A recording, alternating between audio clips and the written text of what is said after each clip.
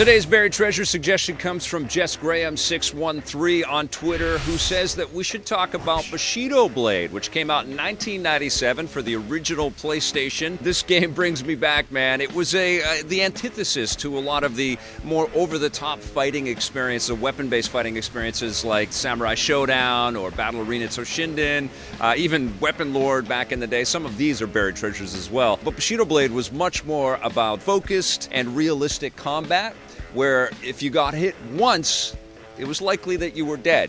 Because these weapons that you play with, they're incredibly violent and sharp and destructive, and they'll kill you. You can wound somebody, but it's kind of tricky to wound somebody. If you get a hit in there, usually they crumple and they fall. You only have 6 characters, and there aren't tons and tons of weapons at all, but you can explore the environments a little bit, which look incredibly crude now. But in their day, they were pretty revolutionary, and the animation was really, really slick. But the thing that really makes Bushido Blade such a special experience is that it adheres to, a code of honor, a sense of reality and fighting with grace and with respect for your opponent. It was incredibly tactile, and it was one of those games where the fights that you would have with a friend would be fast, they'd be over quickly, but they were incredibly tense, and it was one of those, okay, one more time, let's do this again. A very, very cool game to experience, and I think one that's ripe to kind of revisit with modern technology. I don't know if it has to be called Bushido Blade, but this idea of having super quick battles with incredibly deadly weapons, maybe the Ghost of Tsushima game that Sucker Punch is working on for the PlayStation 4,